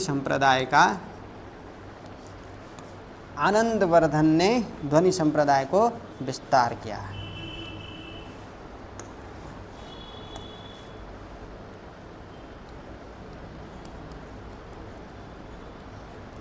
आनंदवर्धन आचार्य हैं। आनंदवर्धन ने ध्वनि संप्रदाय को विस्तारित किया, ध्वनि संप्रदाय पर विचार किया। और भामा का तो अलंकार, ये आचार्यों ने इनकी स्थापना की। आचार्यों ने इनको प्राण तत्व के रूप में माना है। प्राण है ये साहित्य के, इनके बिना साहित्य हो नहीं सकता है। इसीलिए आनंदवर्धन ने जो ध्वनि को काव्य की आत्मा कहा, काव्य से आत्मा, वहाँ पे बताया गया है कि काव्य से आत्मा ध्वनि रीति बुधेर्य समामनात् पूर्वः तस्या भाव जगदुपरे भागतमन्युस्तमा हो आउस्तमन्य, ऐसे करके वहाँ पे विवेचन किया है। आनंदवर्धन ने ध्वनि संप्रदाय का कहा कि काव्य से आत्मा ध्वनि, काव्य की आत्मा ध्वनि है। क्योंकि अभी हम एक व्यक्ति विशेष, हम एक शास्त्र विशेष, हम एक प्राण विशेष पर चर्चा कर रहे हैं। अभी हम इसी के आधार पर इनका विवेचन 6 संप्रदायों का हम विवेचन आगे देखेंगे, प्रत्यक्ष सा अध्ययन करेंगे, स्टडी करेंगे, उसको देखेंगे। तो ध्वनि संप्रदाय में आनंदवर्धन ने ध्वनि को काव्य की आत्मा कहा। अब जो ध्वनि है वो शब्द अर्थ से परे एक आंतरिक तत्व है।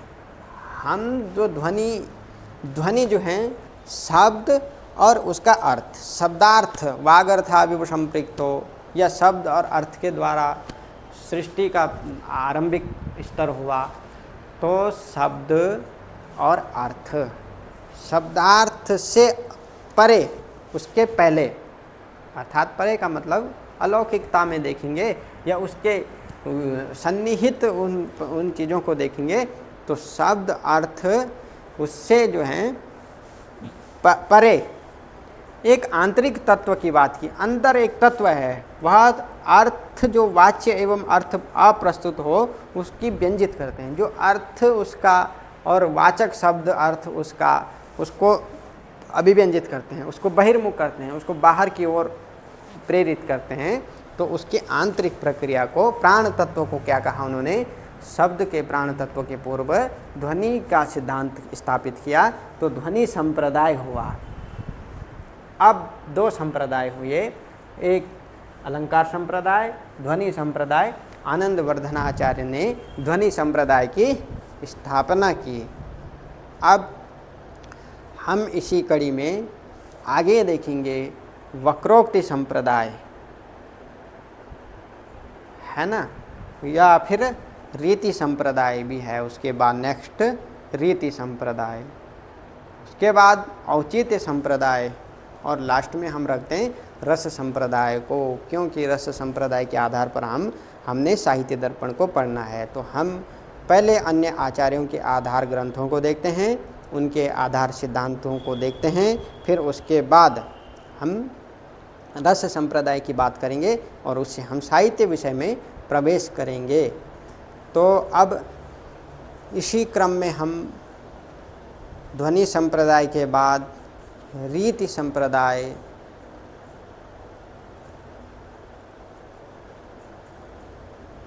रीति संप्रदाय की बात करते हैं। तो रीति संप्रदाय तीसरे में रखते हैं। रीति संप्रदाय तीसरे में रीति संप्रदाय वयम पश्यामः। रीति संप्रदाय, रीति संप्रदाय की बात की है। रीति संप्रदाय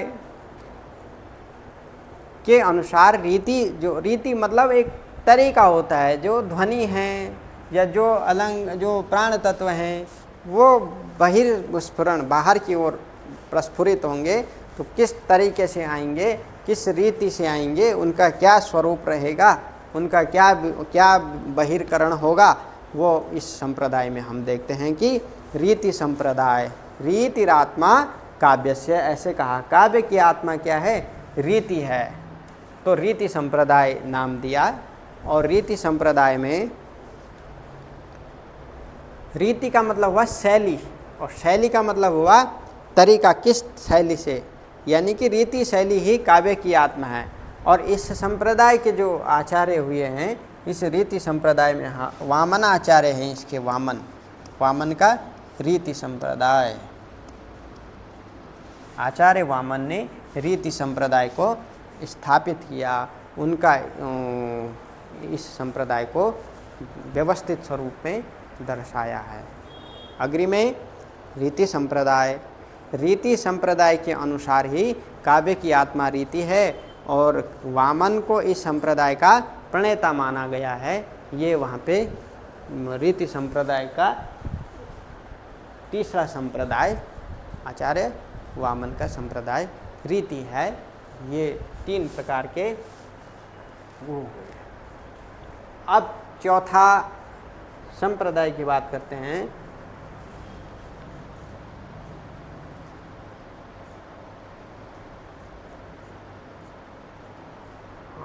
एक, दो, तीन। अब चौथा संप्रदाय की बात करते हैं। चौथे संप्रदाय में वक्रोक्ति संप्रदाय, वक्रोक्ति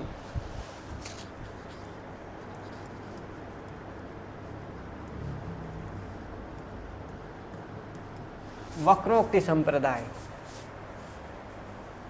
अब जो काव्य है वो वक्र आप कहना कुछ चाह रहे हैं, और आप उसको अन्य अलग तरीके से कह दें, अलग वक्र गति से कह दें, या टेढ़ा मेढ़ा कह दें, या आवाज़ आपकी अटक गई, या गला आपका स्पष्ट नहीं है, तो शब्दों का अर्थ या शब्द की जो वक्रता है, उस वक्रोक्ति संप्रदाय में वक्र मतलब टेढ़ा मेढ़ा, वक्रोक्ति का अर्थ है वक्र उक्ति, रमणीय उक्ति, थोड़ा मजे के लिए कुछ और बोल दिया और अर्थ कुछ और हो, या कुंतक है इसके आचार्य, वक्रोक्ति संप्रदाय के प्रतिष्ठापक आचार्य हैं कुंतक आचार्य। कुंतक का वक्रोक्ति जीवित ग्रंथ है, उसमें वक्रोक्ति कुंतक आचार्य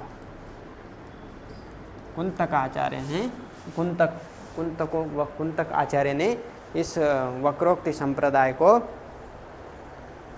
काव्य की आत्मा माना है। अभी हम काव्य की जो परंपरा है, काव्य के जो स्वरूप हैं, काव्य का जो तत्व है, उस अभी हम प्राण की स्थापना कर रहे हैं, काव्य की स्थापना कर रहे हैं, काव्य का प्रतिपादन कर रहे हैं कि काव्य किसे कहते हैं, काव्य के क्या, इस काव्य के जो 6 भेद बताए इन्होंने, उसको विस्तार से वक्रोक्ति संप्रदाय आए चौथे नंबर पे, और 5वें नंबर पे आए औचित्य संप्रदाय।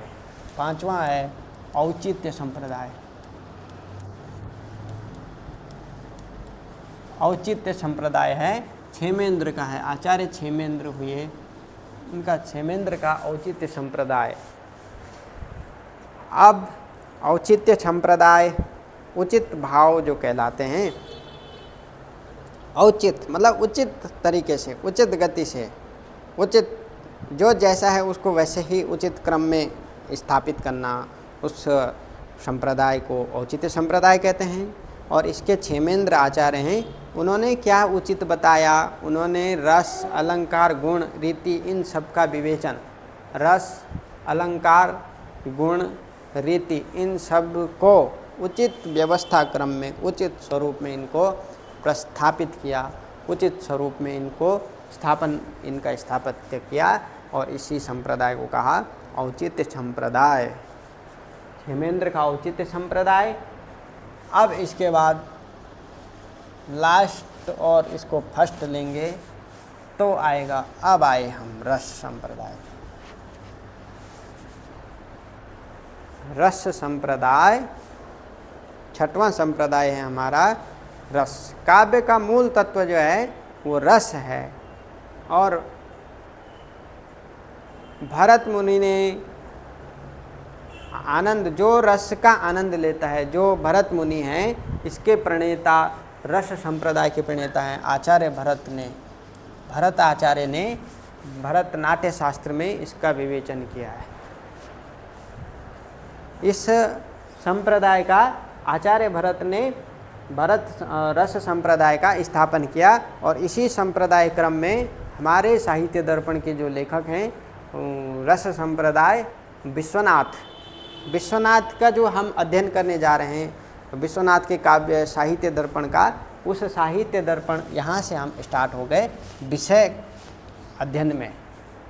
अर्थात हमने सबसे पहले साहित्य को प्राण के रूप में प्रतिष्ठित किया, साहित्य का हमने एक प्राण बना दिया कि ये साहित्य कैसे कैसे काम करता है, इसमें क्या क्या इसमें कौन कौन से संप्रदाय हैं, इनको हमने प्राण भर दिया इस साहित्य शब्द में, इस काव्य शब्द में। काव्य को हमने परिभाषित किया, और इसको परिभाषा के लिए इसको हमें 6 आचार्यों ने 6 संप्रदाय की स्थापना की कि ये 6 तत्व हैं, ये 6 विषय हैं। इन 6 विषयों को अध्ययन करने से हम साहित्य को समझेंगे, काव्य को समझ पाएंगे, और काव्य को बाद में प्राण डाला, और बाद में काव्य पुरुष एक विषय सामने आया, जिस काव्य को हम पढ़ते हैं, जिसका हम आनंद लेते हैं, जिसका हम अध्ययन करते हैं, उस काव्य स्वरूप को हमने इसमें समझना है। अब आचार्य भरत ने काव्य के स्वरूप को दर्शाया है नाट्य शास्त्र में, और उसका विवेचन विस्तार तरीके से उन्होंने अन्य तरीके से किया।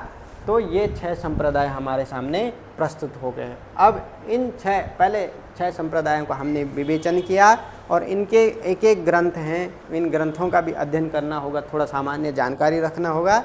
और ये सामान्य, अभी हम केवल सामान्य, इस कक्षा में हम सामान्य जानकारियाँ, सामान्य विषय को अध्ययन कर रहे हैं।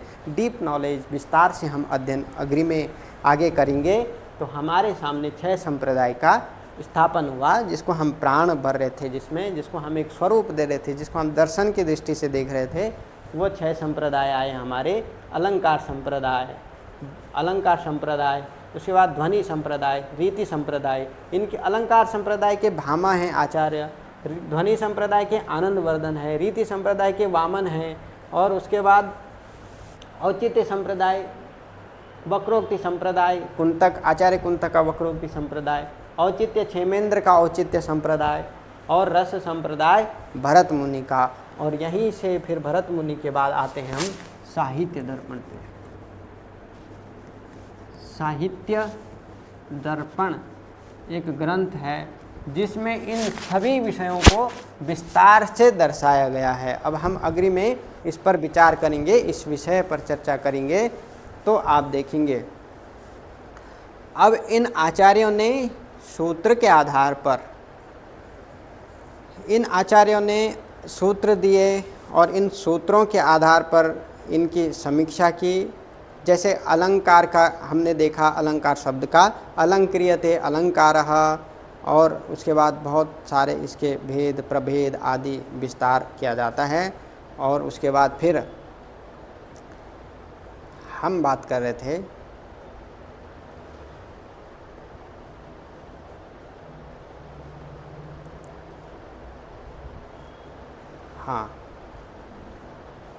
रस संप्रदाय की। अब रस शब्द पर जब हम विचार करते हैं, रस धातु से अच प्रत्यय करने पर अ प्रत्यय के योग से भी रस शब्द बनता है।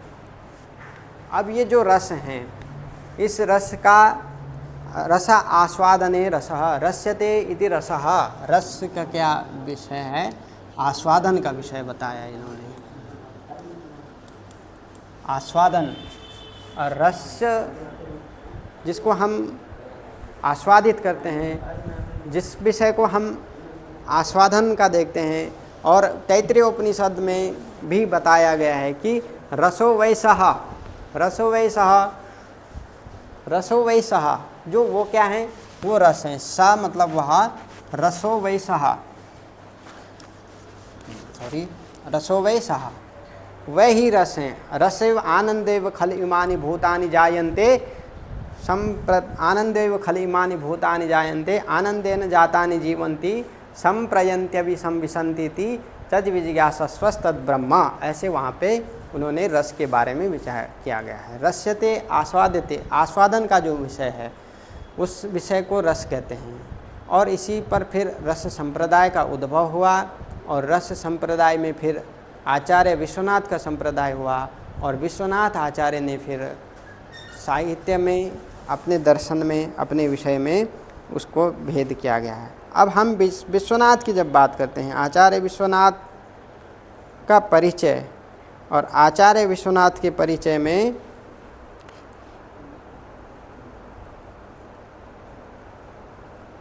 आचार्य विश्वनाथ के दर्पण के परिचय में उन आचार्य का जो समय पीरियड है वो हम देखेंगे। और आचार्य विश्वनाथ 14वीं शताब्दी में, संस्कृत के जो विद्वान आचार्य विश्वनाथ हुए वो 14 शताब्दी में 14वीं शताब्दी में इनका जन्म माना जाता है। और ये साहित्य दर्पण के विद्वान हैं। इन्होंने साहित्य दर्पण ग्रंथ की रचना की और वो साहित्य दर्पण 10 परिच्छेदों में है। साहित्य दर्पण हमारे पास 10 परिच्छेद हैं, 10 विषय हैं, 10 परिच्छेदों में इनको विभाजित किया इन्होंने। और 10 परिच्छेद जिसमें इन्होंने रस पर, जब हम बात कर रहे थे तो रस को उन्होंने कहा रसात्मकम काव्यम, वाक्यम रसात्मकम काव्यम, वाक्य रसात्मक होना चाहिए, काव्य रसात्मक होना चाहिए, वाक्य और काव्य की कोटि को दर्शाया इन्होंने। और ये आचार्य विश्वनाथ का पूरा परिचय जब हम देखेंगे, अभी इनके जीवन के विषय में विचार करते हैं थोड़ा सा, तो आचार्य विश्वनाथ, ये इनका आचार्य विश्वनाथ महापात्र, महामहोपाध्याय या महापात्र इनकी उपाधि थी। 18 भाषावार विलासिनी इनको कहा, 18 भाषाओं का ज्ञान इनको प्राप्त था। 18 भाषावार विलासिनी महामहोपाध्याय, महापात्र इनकी उपाधि थी। इनका पूरा नाम था आचार्य विश्वनाथ महापात्र। और 14वीं शताब्दी इनका जन्म समय घोषित किया जाता है। और इनके पिता का नाम चंद्रशेखर और दादा, मतलब इनके पिता के जो दादा हैं वो पिता का नाम था इनका चंद्रशेखर और नारायण दास उन चंद्रशेखर के पिता थे। चंद्रशेखर लिख देते हैं, चंद्रशेखर और नारायण दास, चंद्रशेखर और नारायण दास इनके दादाश्री थे नारायण दास और इनके पिता थे चंद्रशेखर। ये विद्वान थे और ये इनका मूल स्थान उड़ीसा माना, वो उत्कल प्रदेश मानते हैं। उड़ीसा के इनका जन्म हुआ, उड़ीसा के माने जाते हैं। ठीक, अब उड़ीसा जो प्रांत है, कलिंग प्रदेश कहते हैं वहाँ उड़ीसा को, आज उड़ीसा कहते हैं, उससे पूर्व उसको कलिंग देश के कहते थे, कलिंग प्रदेश के थे। कलिंग देशो जन्मः उड़ीसा कलिंग प्रदेश। तो कलिंग देश के जो सम्राट थे, संधि विग्राहक एक उच्च पद था उस समय। कलिंग के जो एक राजा थे, उन राजा के यहाँ पे ये कार्य करते थे। उनके संधि विग्राहक, संधि को जोड़ने वाले, या कुछ संधि विग्राहक भी कहते हैं इनको, संधि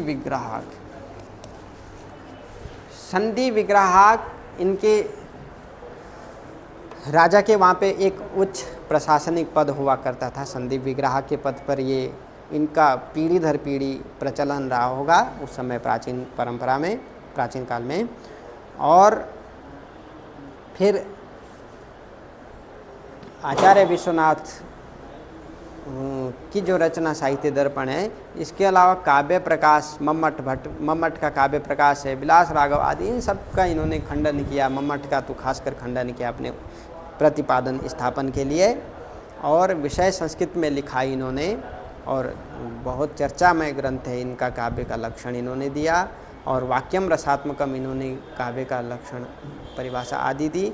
तो ये विषय विस्तार साहित्य दर्पण में दर्शाया गया है। अब हमने जो आचार्य विश्वनाथ हैं, 18 भाषा विलासिनी, या चंद्रशेखर पुत्र, या फिर इनके जन्म के समय में लगभग 1300 से और 1350 ईस्वी के बीच, तो निष्कर्ष आया कि 14वीं शताब्दी में इनका जन्म निष्कर्ष हुआ। 14वीं शताब्दी में इनका जन्म समय माना जाता है, 14वीं शताब्दी। और ये सब बातें निष्कर्ष होने के बाद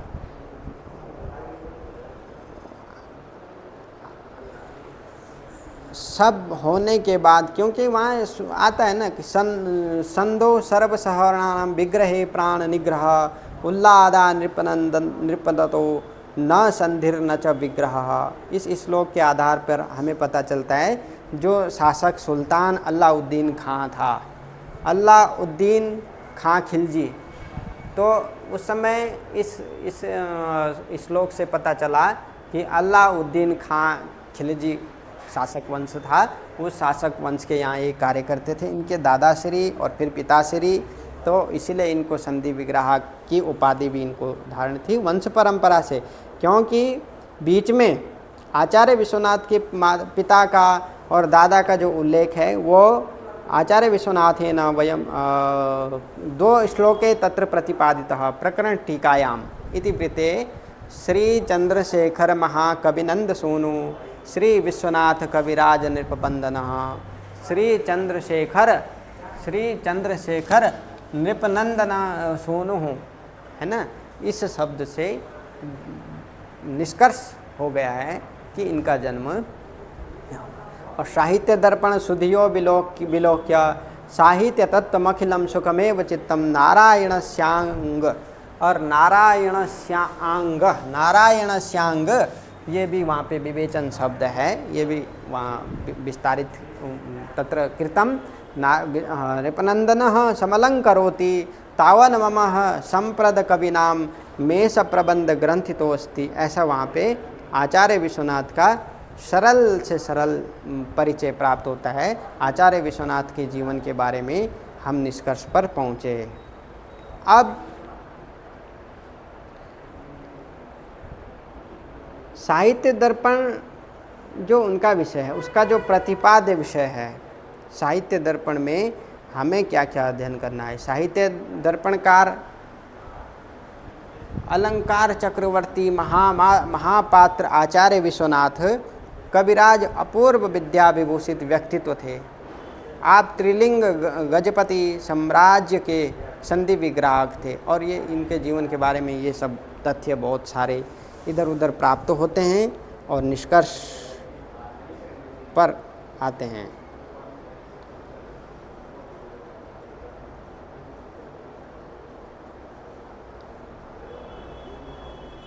अब साहित्य दर्पण ग्रंथ का जब हम अध्ययन करेंगे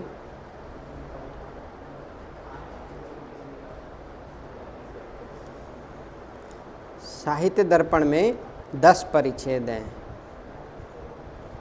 और उन 10 परिच्छेदों को विस्तार से सिलेबस के अकॉर्डिंग सिलेबस के आधार पर हमको समझना होगा कि वहाँ पे साहित्य की क्या परिभाषा दी गई है, अन्य आचार्यों का क्या खंडन है, और अन्य आचार्यों में भी फिर आचार्य ने अपना रस संप्रदाय का प्रतिष्ठापन करने के लिए क्या क्या विषयों को सन्निहित किया। ये सब बातें हम अग्रिम क्लास में हम आगे के विषयों को देखेंगे। तो साहित्य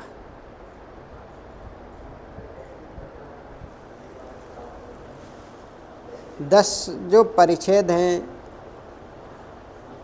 10 परिच्छेद में क्या किन किन विषयों को लेकर के उन पर आप जब थोड़ा सा दिग्दर्शन करेंगे, थोड़ा सा विषय को देखेंगे तो सब उसमें प्रथम परिच्छेद, द्वितीय परिच्छेद, तृतीय परिच्छेद, चतुर्थ परिच्छेद, इन 10 परिच्छेदों को थोड़ा सा एक बार चर्चा कर लेते हैं और उसके बाद फिर आगे थोड़ा अच्छे से इसको विस्तारित करेंगे।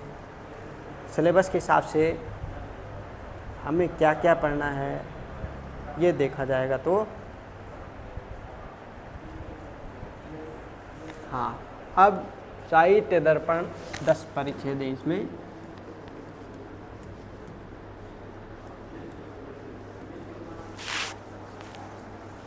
साहित्य दर्पण में 10 परिच्छेद हैं और जो पहला परिच्छेद है काव्य का प्रयोजन, पहले परिच्छेद में जो पहला परिच्छेद है काव्य का प्रयोजन,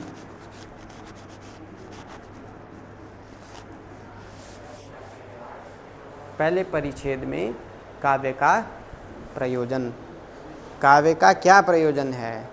और कहते भी हैं कि प्रयोजन बिना मंदोपि न प्रवर्तते, प्रयोजन के बिना कुछ हो ही नहीं सकता है। तो हमें प्रयोजन की सबसे पहले आवश्यकता होती है। तो काव्य क्यों, हम काव्य ही क्यों पढ़ें, हमको काव्य की क्या आवश्यकता पड़ गई। क्योंकि इससे पहले 6 संप्रदायों को हमने विस्तार दिया, उससे पहले आचार्यों ने उनकी स्थापना की। अब हम समझ गए कि काव्य क्यों जरूरी हैं, तो इसीलिए थोड़ा सा यहाँ पे आचार्य विश्वनाथ ने काव्य का प्रयोजन के लिए बताया कि काव्य का क्या प्रयोजन है, क्यों काव्य जरूरी है, क्यों हमारे लिए काव्य को पढ़ना है। उन प्रयोजनों को समझा अपने मत की स्थापना करने की, उसके लिए क्या क्या उन्होंने लक्षण, काव्य का लक्षण, दोष मतलब अन्य आचार्यों का अपने स्थापन के लिए, अपने मत को रखने के लिए अन्य आचार्यों के खंडन करना होगा। दोषों का खंडन किया, अन्य आचार्यों का खंडन किया, उसमें फिर और अपने लक्षण में फिर उन्होंने वाक्यम रसात्मकम काव्यम, ये स्पष्ट रूप से इन्होंने वाक्यम रसात्मकम काव्यम को रखा कि अन्य आचार्यों ने ये खंडन किया और इसीलिए हम अपने रस की स्थापना करने के लिए, हम अपने रस को स्थापित करने के लिए, हम अपना संप्रदाय, अपना मत प्रस्तुत करने के लिए दूसरों का मत को खंडन करना पड़ेगा, पूर्व आचार्यों का खंडन करना पड़ेगा। क्योंकि पूर्व में जो संप्रदाय हैं, इन सारे संप्रदायों को जवाब देना पड़ेगा कि ये 6 संप्रदाय हैं। अलंकार का को कट करना पड़ेगा, ध्वनि को थोड़ा सा मतलब उसके साथ क्या कमियां हैं और क्या हम अपना मत क्या रखना चाहते हैं, इस पर इन्होंने सारा इन संप्रदायों को लेकर के कहा। क्योंकि ये विषय वस्तु, ये शायद काव्य की परिभाषा, इसीलिए वहाँ पे, और काव्य की अन्य परिभाषाओं का खंडन, यहाँ तक का विवेचन आप यहाँ तक का विवेचन यहाँ देखेंगे काव्य का प्रयोजन, इसलिए अन्य आचार्यों का खंडन और काव्य के विवेचन को वहाँ देखेंगे। ये था फर्स्ट परिच्छेद का। अब प्रथम परिच्छेद होने के बाद, ये सब अपने मत रखने के बाद, दूसरे परिच्छेद में वाच्य और पद,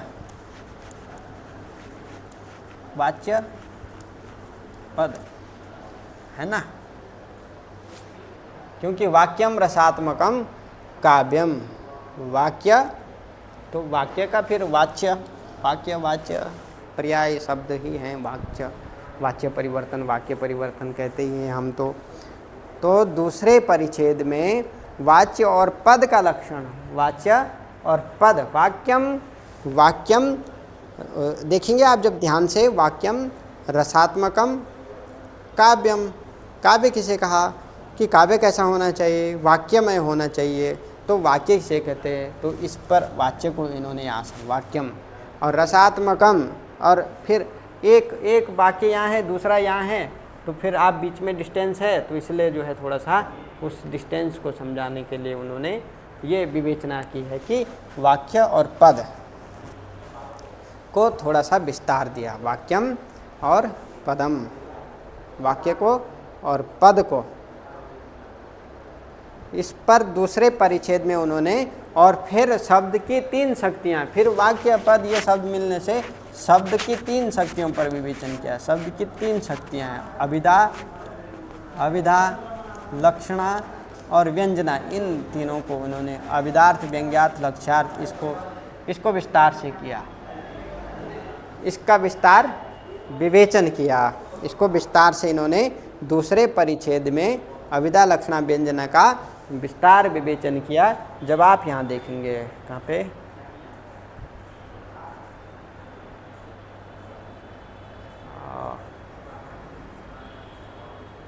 ये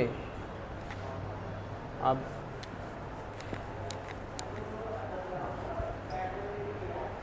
है ना, जब आप यहाँ देखेंगे इस अध्ययन को, तो अब आप देखो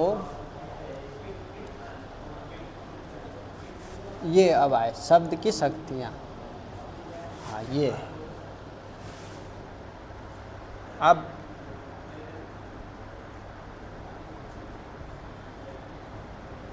हाँ ये यहाँ पे आ गए हम। तो ये इसलिए दूसरा परिच्छेद, पहला परिच्छेद समझना है, दूसरा परिच्छेद को समझना है।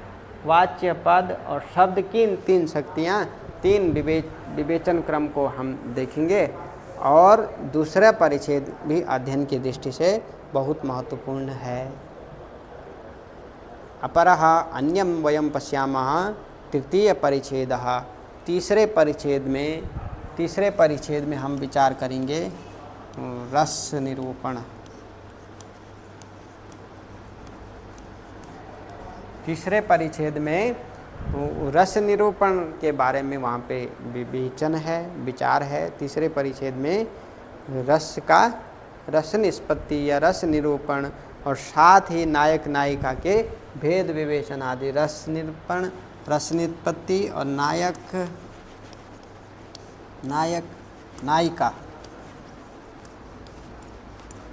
नायिकाओं का वर्णन, विचार सूत्र सह, लक्षण सह, उदाहरण सह वहाँ पे देखा जाएगा। तत्र पश्यामः ध्यानेन अवगमनम बोध्यते च। अपरम तो तृतीय परिच्छेद तक तो पढ़ना ही है। उसके बाद थोड़ा सा चौथे परिच्छेद में क्या होता है, काव्य के भेद बताते हैं। काव्य के जैसे ध्वनि काव्य, गुणीभूत काव्य, व्यंग्य काव्य आदि, ध्वनि, गुणीभूत, व्यंग्य आदि, ये सब विवेचन कहाँ है, चौथे परिच्छेद में है। चतुर्थ में है काव्य का भेद। अभी थोड़ा सिलेबस पर ही विचार हो रहा है, सिलेबस पर ही हम थोड़ा सा विस्तार कर रहे हैं। इसके बाद साहित्य दर्पण ग्रंथ है, उसको हम विस्तार से अध्ययन करेंगे, उसको एक एक शब्द पर विचार करेंगे, एक एक लक्षण सूत्र पर विचार करेंगे। उन सब चीज़ों को हम ध्यान से अग्रिम क्लास में नेक्स्ट जब प्रॉपरली बैच स्टार्ट हो जाएगा तो प्रॉपर उसका अध्ययन होगा। सूत्र सह हम विषय को पढ़ेंगे। अभी हम केवल विषय को सामान्य जानकारियाँ, विषय को सामान्य टर्म, सामान्य उसकी सिस्टम को समझना ही हमारे लिए आवश्यक है कि साहित्य दर्पण है तो 10 परिच्छेद हैं, किस परिच्छेद में क्या है, कौन सा परिच्छेद कहाँ क्या दर्शा रहा है, तो इसी सब चीज़ों को दर्शाते हैं। इसके बाद चौथा परिच्छेद, चौथे परिच्छेद के बाद पांचवें परिच्छेद में जो ध्वनि सिद्धांत है, ध्वनि सिद्धांत पांचवें परिच्छेद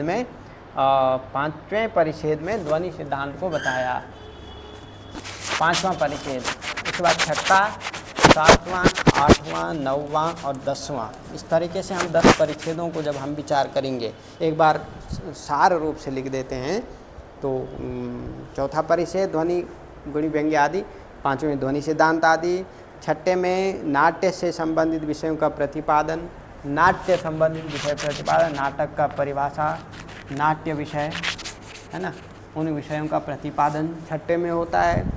और सातवें में काव्य दोषों का विवेचन यहाँ पे किया गया है। जो काव्य में दोष हैं, काव्य दोष आदि का विवेचन काव्य दोष आदि का विवेचन सातवें में। और आठवां परिच्छेद में काव्य के गुणों का विवेचन। अब काव्य दोष का यहाँ हो गया, 8वें में गुण हो गया, काव्य के गुणों का विवेचन 8वें परिच्छेद में होता है। 8वें में काव्य के गुणों का विवेचन।